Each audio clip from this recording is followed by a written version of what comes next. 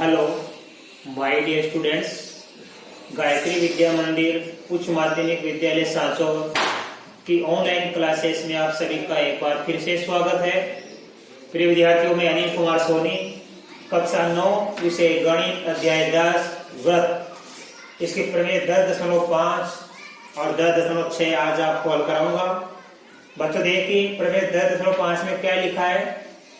तीन दिए हुए यानी असरेखी बिंदु, तीन दिए हुए असरेखी बिंदु यानी एक रेखा पर स्थित नहीं हो, वो तीन दिए हुए असरेखी बिंदुओं द्वारा होकर जाने वाला एक और केवल एक वृत्त है। यानी तीन बिंदु जो एक रेखा पर स्थित नहीं होते हैं, यानी असरेखी तीन बिंदु जो भी होते हैं उनसे केवल हम एक वृत्त खींच सकते हैं। एक और केवल मतलब केवल एक ही वृत्त हम खींच सकते हैं। जिस देखो मेरे पास बच्चों ये ए, बी और सी तीन असरेखीय बिंदु है, इनसे अपन एक वृत्त खींचेंगे।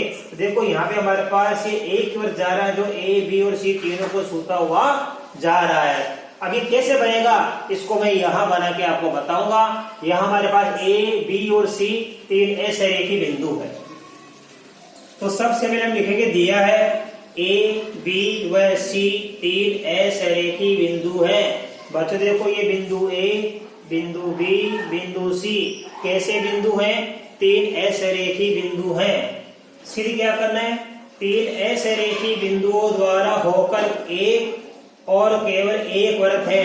हम इन तीनों बिंदुओं से होकर एक वृत्त खींचेंगे इस प्रकार का। ये वृत्त कैसे बनेगा मैं यहाँ बना के बताऊंगा आपको कि इन तीनों असरेखी बिंदुओं से केवल एक और केवल एक ही वृत्त खींचा जा सकता है। राइट। अब देखो इसके बाद अपन इसको प्रूव करने के लिए हम रचना करेंगे। तो देखो बच्चों, रचना क्या करेंगे हम अच्छी तरह समझना। सबसे पहले हम इस ए को बी से मिलाएंगे, फिर बी को सी से मिलाएंगे। ठीक है। तो रचना में हम लिखेंगे बिंदु ए को बी तथा बी को सी से मिलाया। ये रचना हमने कर दी बच्चों। अब हम क्या करेंगे बच्चों? इस ए बी रेखाखंड का और बी सी रेखाखंड का समद्वि भाजन करेंगे। लिखेंगे रेखाखंड ए बी व बी सी का समद्विभाजन।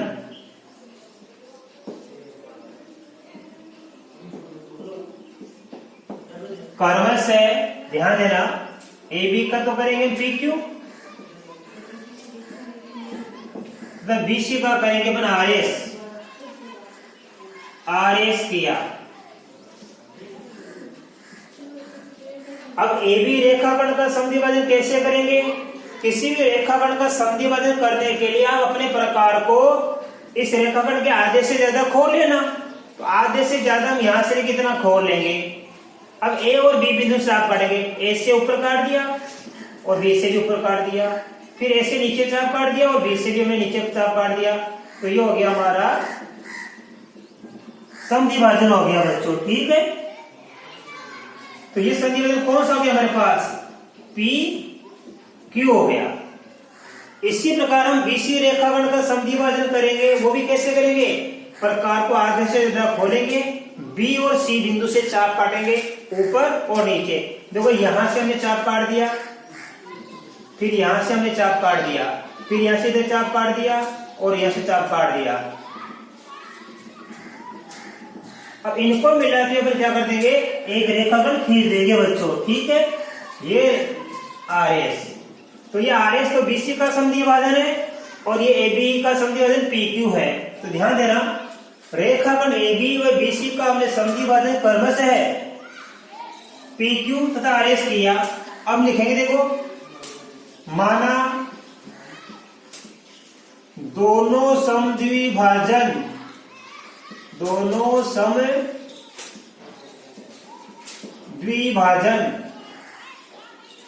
पी क्यू व आर एस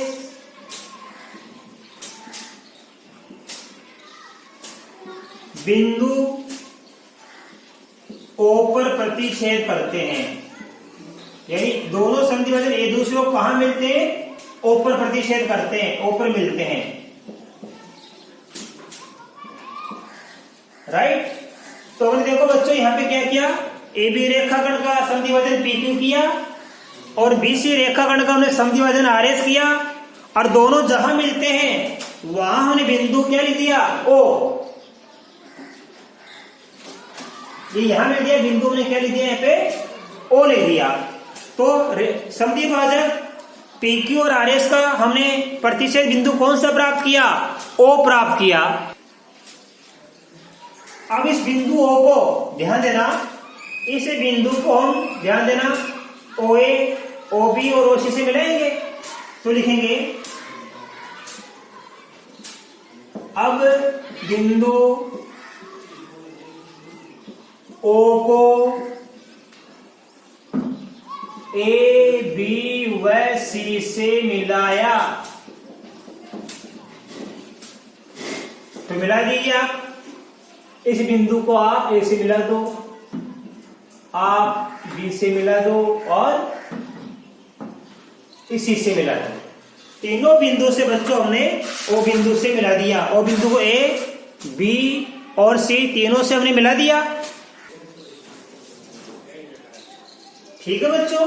अब देखो हम लिखेंगे उपपत्ति। उपपत्ति के लिए हम आपको एक लिखाएंगे बच्चों, चूंकि हम जानते हैं रेखाखंड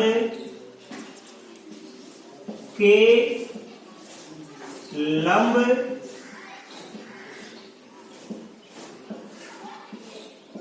समद्विभाजकों का प्रत्येक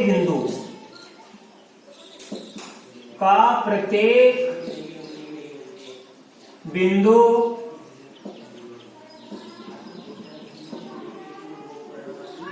रेखाखंड के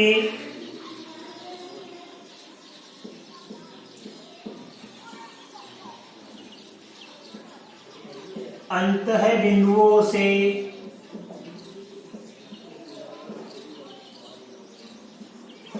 समान दूरी पर स्थित होता है। बच्चों देखो, जैसे मान लो ये हमारा रेखाखंड है AB, ठीक है, इसका हमने लंब समद्विभाजन कर दिया ऐसे, ये PQ। अब इस रेखाखंड का लंब समद्विभाजन PQ से आप कहीं भी बिंदु ले लो, मान लो यहां बिंदु लिया, तो ये बिंदु इस रेखाखंड का जो A और B जो अंत बिंदु है ना, इन दोनों बिंदु से समान दूरी पर होगा, अर्थात ये दूरी समान होगी। मान लो बिंदु यहाँ लो तो ये दूरी समान होगी, मान लो यहाँ बिंदु ले लो तो ये दूरी क्या होगी? समान। अर्थात लंब समद्विभाजक का प्रत्येक बिंदु क्या होता है? रेखाखंड के अंतः बिंदुओं से समान दूरी पर होता है, राइट।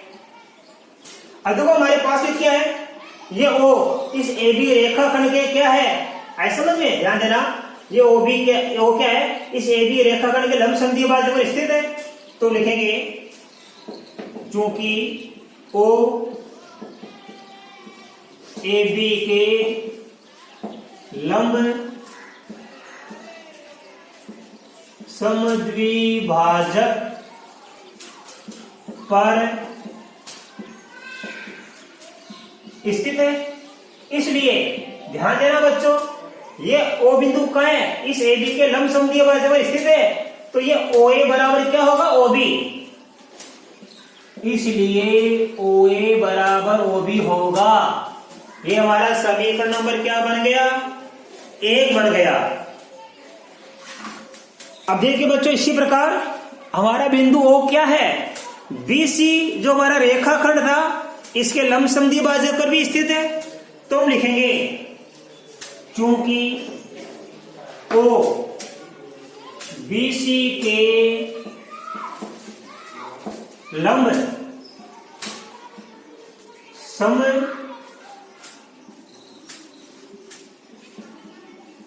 समद्विभाजक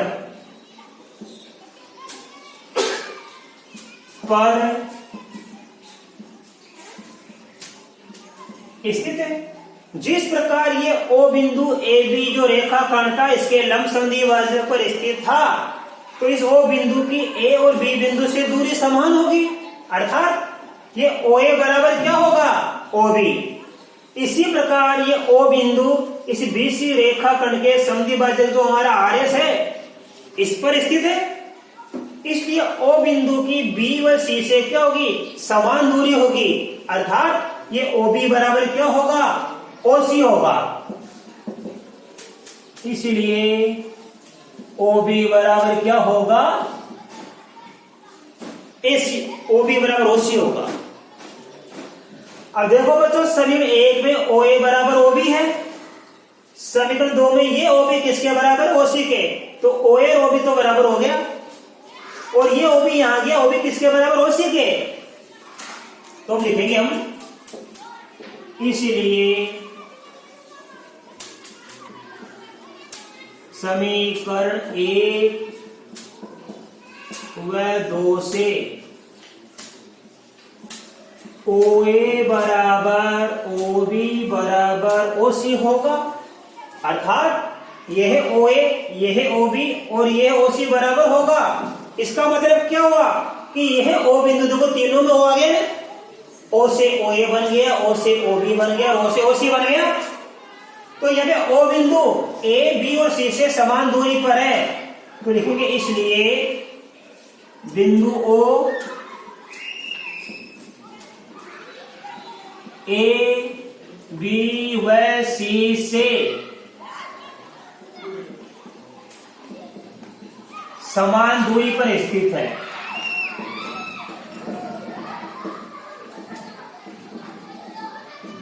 राइट, अब ये O बिंदु क्या हो गया, A, B और C से समान दूरी पर बच्चों स्थित हो गया,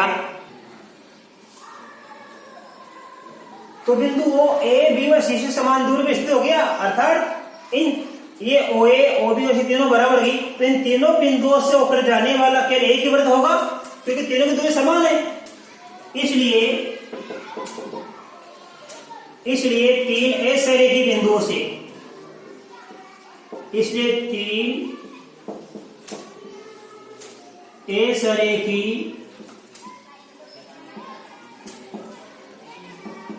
बिंदुओं से होकर जाने वाला एक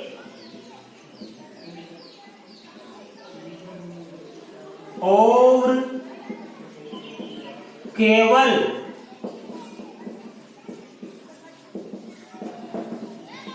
एक वृत्त है, यानी इस O बिंदु केंद्र हो गया वृत्त का, इसको केंद्र मान के चाहे आप OA बराबर नाप ले लो, चाहे OB बराबर नाप ले लो, चाहे OC बराबर नाप ले लो। प्रकार में तीनों नाप बराबर है, तो प्रकार में OA का नाप ले लो, चाहे OB का चाहे OC का, और O को केंद्र मानकर अपन एक वृत्त खींचेंगे।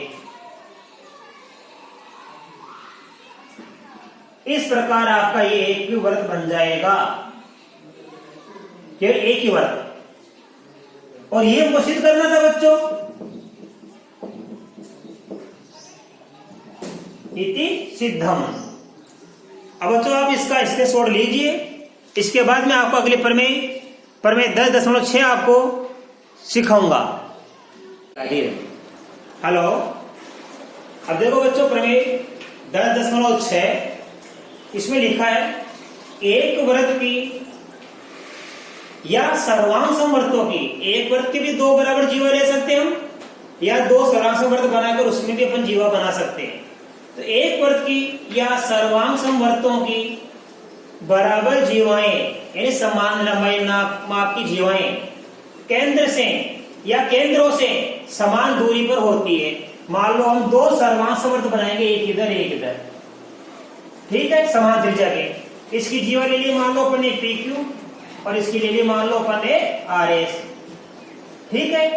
तो 2 केंद्र हो गए ये, तो केंद्रों से लिखेंगे। और एक ही वृत्त में यदि अपन दोनों जीवा दिखाएंगे तो लिखेंगे केंद्र से, क्योंकि एक वृत्त का एक केंद्र होता है और 2 वृत्तों के अलग अलग केंद्र बना दिए अपने, तो 2 वृत्त अलग बनाकर भी हम बना सकते हैं, इसको सिद्ध कर सकते हैं। ये एक वृत्त की 2 समान जीवा बनाकर भी अपन इसको सिद्ध कर सकते हैं। एक वृत्त की या सर्वांग समवर्तों की बराबर जीवाएं केंद्र से या केंद्रों से समान दूरी पर होती है। ये हमारी प्रमेय है बच्चों। अब तो क्या दिया इसने, ये हमारा एक O केंद्र का वृत्त है, ठीक है, जिसका केंद्र क्या है O। तो PQ व RS दो बराबर जीवाएं हैं। देखो बच्चों, ये PQ तथा ये RS समान लंबाई की एक ही वृत्त की दो जीवाएं हैं। तो PQ व RS दो बराबर जीवाएं हैं। इट मीन्स क्या हुआ, ये PQ और RS बराबर हो गई, तो PQ बराबर RS ये दिया हुआ है।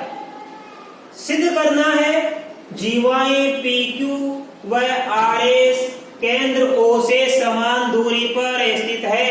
अर्थात ये जीवा PQ और जीवा ये RS इस केंद्र O से समान दूरी पर है। तो जीवा PQ है ये, इसके केंद्र से दूरी OL है। जीवा RS है, इसकी केंद्र से दूरी OM है। तो ये PQ की जो हमारी जीवा है, इसकी केंद्र से दूरी OL और RS जीवा की केंद्र से दूरी OM। तो ये OL और ये OM क्या होगी, बराबर होगी, यानी ये दूरी क्या होगी, बराबर होगी। हमें क्या सिद्ध करना है, जीवाएं PQ व RS केंद्र O से समान दूरी पर है, अर्थात OL बराबर OM हमको सिद्ध करना है। अब बच्चों को रचना करेंगे। रचना क्या करेंगे हम, देखो ये हमारा जो केंद्र O है, इसको Q से मिलाएंगे और S से मिलाएंगे। तो रचना लिखनी पड़ेगी, केंद्र O को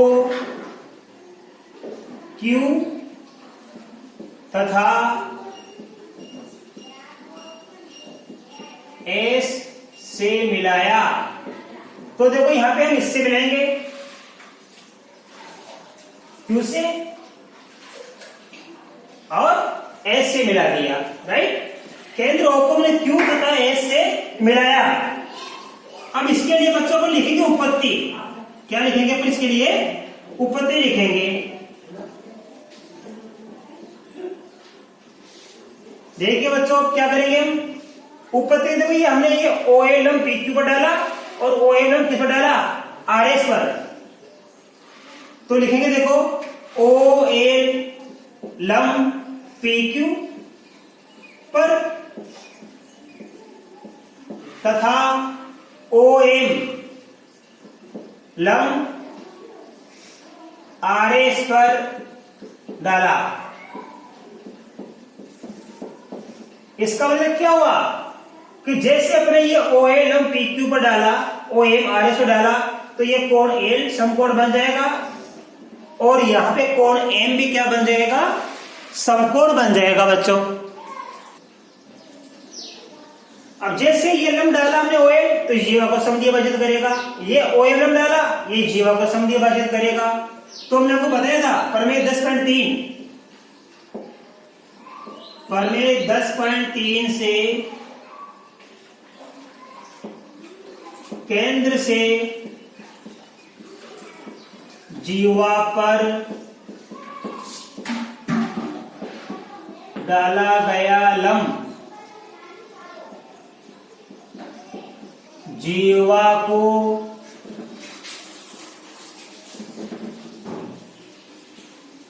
समद्विभाजित करता है बच्चों। इसलिए क्या हो जाएगा बच्चों, यहां पे ये LQ बराबर 1/2 क्या हो जाएगा, PQ। ये समीकरण नंबर 1। और यहां पे ये MS बराबर हो जाएगा 1/2 RS। ये समीकरण नंबर हो गई 2। अब लिखेंगे चूंकि ये PQ और RS तो बराबर दिया हुआ है, चूंकि PQ बराबर RS दिया है, ये PQ बराबर क्या दिया, RS। इसका मतलब ये LQ बराबर क्या हो जाएगा, MS। इसलिए LQ बराबर हो जाएगा MS, राइट। अब देखो बच्चों, हमारे पास दो त्रिभुज हो गए, एक त्रिभुज है, एक त्रिभुज है। इसका नाम क्या है, OLQ। ध्यान देना, इसलिए त्रिभुज OLQ में या OLQ है त्रिभुज OLQ बाद OMS, वह त्रिभुज OMS त्रिभुजों क्या क्या बराबर होगा अपने पास, अच्छी तरह समझना। इन दोनों त्रिभुज में क्या क्या बराबर होगा, OLQ और OMS में देखो क्या क्या बराबर है। बच्चों ध्यान देना, ये LQ बराबर क्या आ गया, MS। ध्यान देना, LQ बराबर आ गया MS। ठीक है, कहां से आया, ये हमने अभी अपने सिद्ध किया।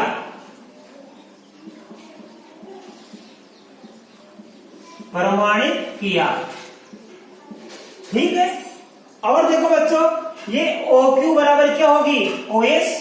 ध्यान देना, ये हमारे पास OQ बराबर हो जाएगी OS। ये क्या, एक ही वर्ग की त्रिज्याएं।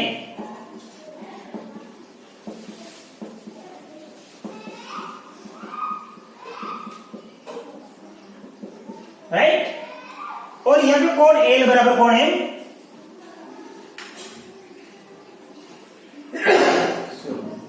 कोण L बराबर कोण M क्यों है, ये समकोण है।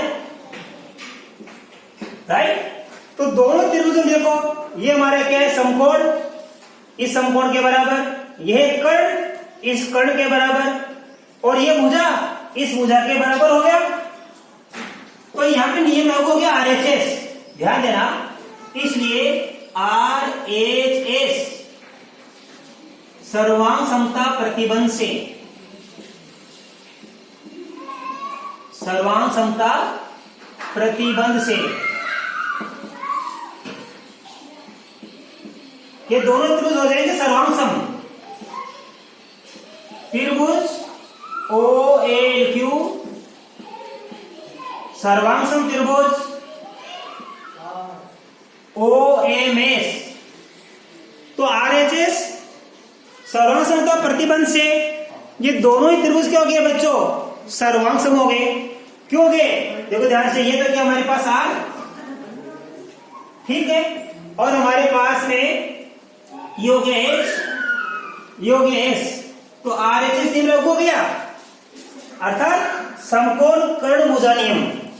समकोण कर्ण भुजा क्या होता है नियम, इसका अनुसार क्या होता है, एक समकोण त्रिभुज का समकोण कर्ण और एक भुजा, दूसरे समकोण त्रिभुज के समकोण कर्ण और एक भुजा के संगत बराबर हो तो दोनों ही त्रिभुज सर्वांग सम होते हैं।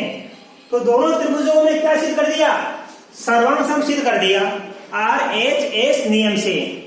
इसलिए ध्यान देना, इसलिए क्या हो जाएगा, ये पे हमारे पास इनके संगत भाग बराबर होंगे, अर्थात OL बराबर OM। इसलिए OL बराबर OM होगा। क्यों होगा, बाई CP/CT। इसका मतलब है कि सर्वांग सम त्रिभुजों के संगत भाग बराबर होते हैं। तो इससे क्या सिद्ध हुआ, इससे क्या सिद्ध हुआ, किस बराबर जो है PQRS केंद्र O से समान दूरी पर है, या बराबर जो है केंद्र से हमेशा समान दूरी पर होती है। तो हमको ये सिद्ध करना था बच्चों। देखो हमारे सवाल में OL बराबर OM, तो इससे सिद्ध होता है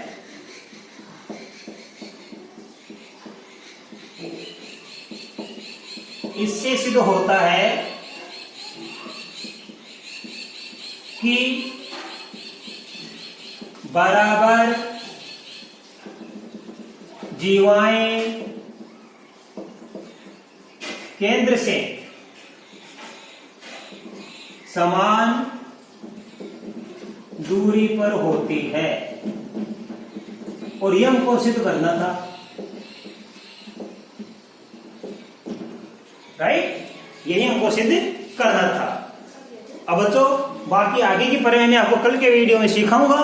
तब तक के लिए आप सभी को धन्यवाद।